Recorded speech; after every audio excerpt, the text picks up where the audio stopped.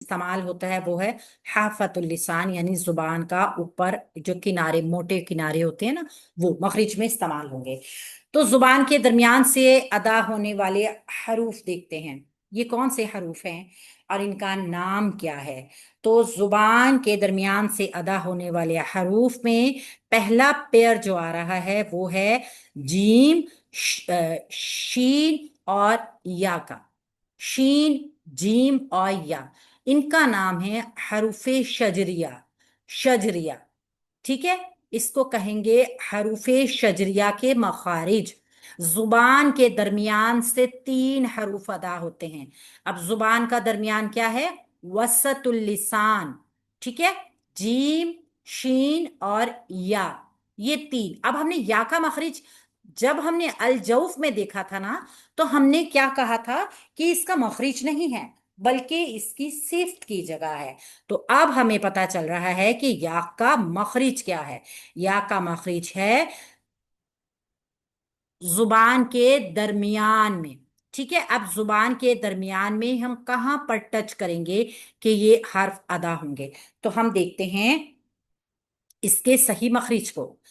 जब जुबान का दरमियान यानी वसतुल लिसान ऊपर की तरफ तालू से लगती है, बाजों का तालू से बगैर लगे, थोड़ा सा गैप दिए, सिर्फ जुबान को उठाने से ही ये हर्फ अदा हो जाते हैं। जीम, शीन, या। आप अपनी जुबान को अगर थोड़ा सा कांस्टेंट होके देखेंगे, तो जब आप जीम को अदा करते हैं तो आपकी वसतुल लिसान हरकत नहीं करती, अक्सुल लिसान हरकत नहीं करती, बल्कि आपकी वसतुल लिसान जो है ना, वो ऊपर तालू की तरफ उठती है। जो ऊपर का तालू होता है उसका बिलमुकाबिल, अपने सामने वाले तालू के। तो इसका हम मखरिज क्या कहेंगे? वसतुल लिसान बिलमुकाबिल ऊपर का तालू, ठीक है। जब जुबान का दरमियान वाला हिस्सा यानी वसतुल लिसान बिलमुकाबिल होगा ऊपर के तालू की तरफ, ठीक है ना, वसतुल लिसान बिलमुकाबिल ऊपर का तालू।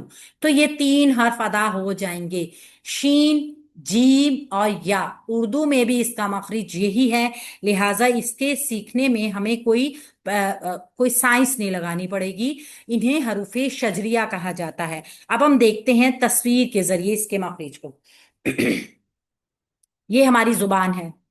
इस साइड पे अगर हम आएंगे तो तरफुल लिसान आ जाएगी, और एक साइड पे हम जाएंगे तो अकसुल लिसान आ जाएगी। तो ये है वसतुल लिसान, दरमियान में जुबान का दरमियान वाला हिस्सा।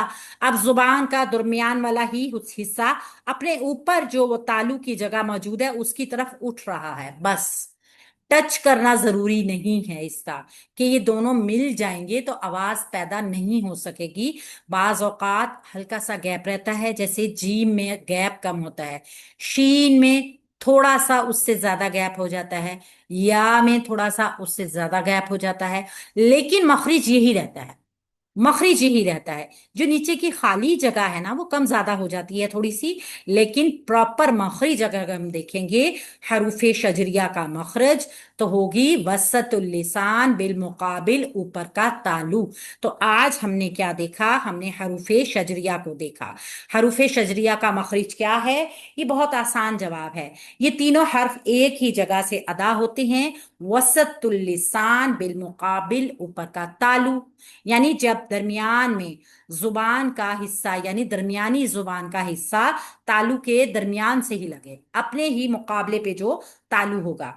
हरूफ तहज्जी में जीम, शीन, या के मुकाबले में कोई ऐसा हर्फ नहीं है जो इनके मखरिज से मिलता हो, यानी कि इन तीनों हरूफ का एक ही मखरिज है और इसके अलावा ये किसी हर्फ का मखरिज नहीं है।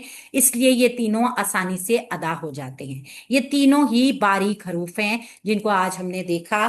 तो इंशाल्लाह ताला नेक्स्ट देखेंगे हम कौन सा मखरिज पढ़ेंगे।